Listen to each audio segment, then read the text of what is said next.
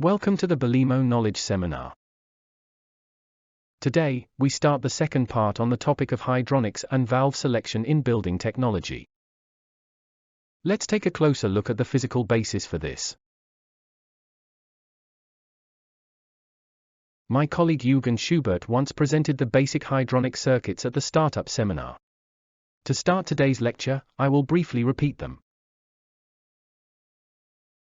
The throttle circuit. The volume flow is variable at the consumer and at the generator. In the case of the injection circuit with the two-way valve, the variability is at the generator and the constancy of the volume flow is at the consumer. With the mixing circuit, with a low-pressure manifold, we also have this combination. With the injection circuit with the three-way valve, both volume flows are constant. With the diverting circuit, the volume flow is constant at the generator and variable at the consumer.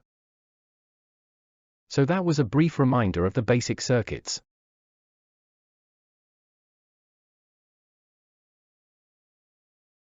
Today, we will deal with the physical basics of valve selection. The global formula in our industry can be simplified to Q equals M multiplied by C multiplied by delta T.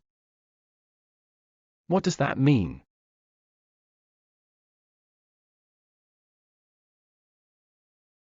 Q stands for power. In heating technology, it is traditionally calculated in watts or kilowatts. V means the volume flow in cubic meter per hour. Delta T is the temperature spread, measured in Kelvin.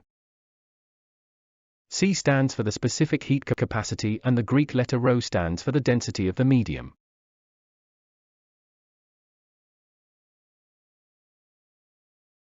This is the simplified formula we use to calculate the power of, as example, a heating coil. If we are talking about chilling, it may be useful to adjust the specific heat capacity. That means not to take that of 20 degrees Celsius, but to take the specific heat capacity of water at 9 degrees Celsius for a system temperature of, as example, 6 to 12 degrees Celsius. But in general, this simplified basic formula is used for calculations.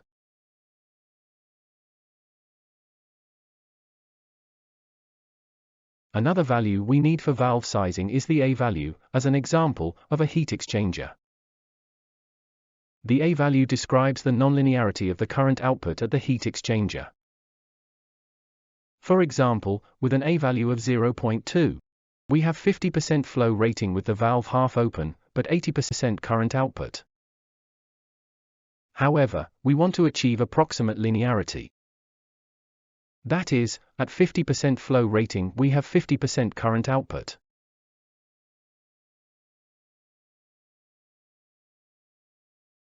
The design of a heat exchanger, the temperature spread between flow and return and the difference in quantity of the heat-absorbing medium, and the heat-emitting medium are not linear in relation.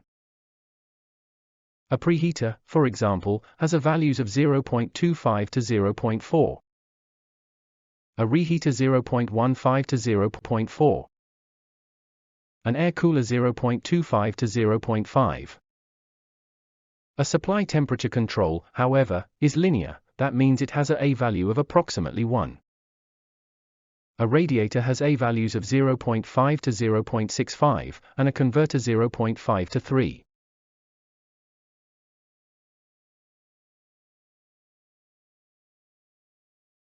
With these formulas we can calculate the a-value.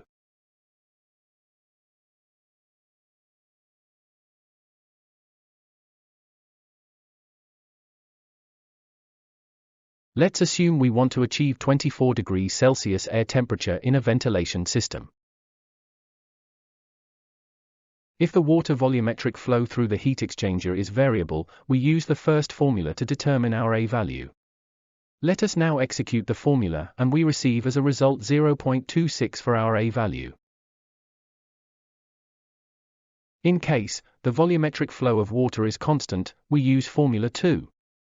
The calculated result for this a-value is for this application 0.43. If we mix the volumetric flow to get a flow regulation, we can assume linearity. That means we use an a-value of 1.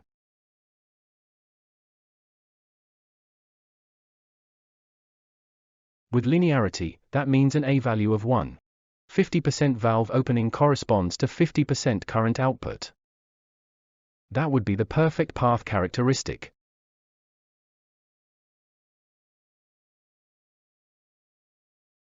But the a-values of the heating coil typically looks like the picture on the left.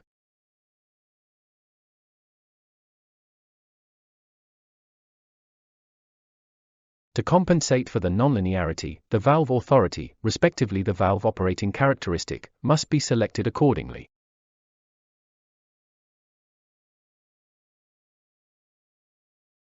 There we have the next buzzword. Valve authority, what does that mean? If you want to assert yourself, you need authority. With it, you can make a difference. The word comes from the Roman auctoritas and means prestige, influence. The valve is the boss in the ring. The control valve is supposed to change and regulate volumetric flows. It influences the relationship of pressure loss and control valve to all other pressure losses in the circuit.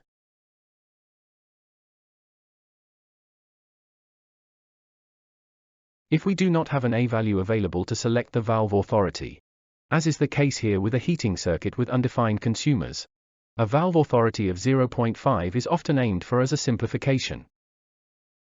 This means that half of the pressure loss in the control circuit is placed in the valve.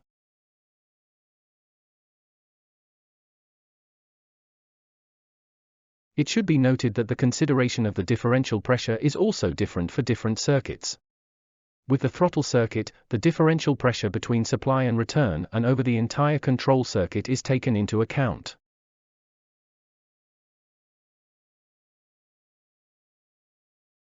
In the diverting circuit, we consider the variable flow part via the consumer from the bypass start at the supply to the bypass end at the three-way valve.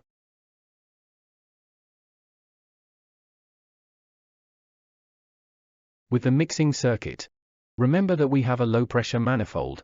The variable flow section is located on the generator side between the bypass points on the flow and return.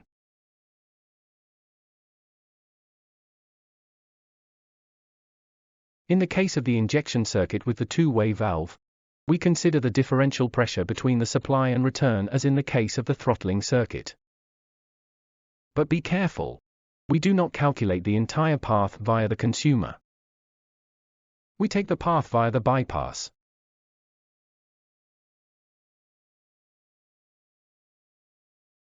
In the injection circuit with the three-way valve, we consider the variable flow distance between the bypasses.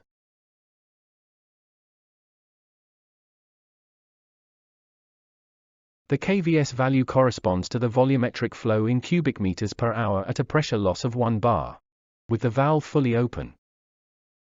The kvs value is therefore the manufacturer's value, the catalog value that we manufacturers print.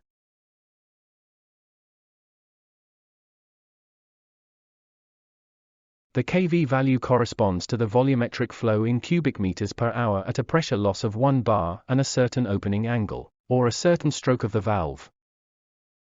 The kV value is the value of the valve calculated during valve selection.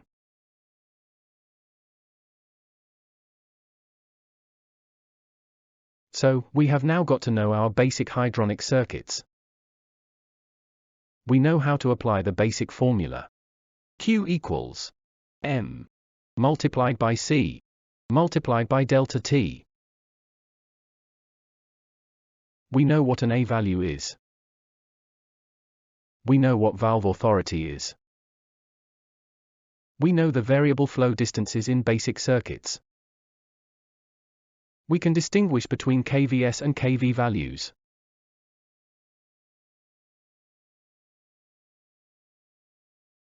We would be happy to send you the information from this presentation as a handout in compact form. Use the QR code to download the document in PDF format. The document includes the most common basic hydronic circuits with the required selection criteria and standard applications, along with general dimensioning and design instructions, summarized on one DIN A4 sheet. Thank you very much for your attention.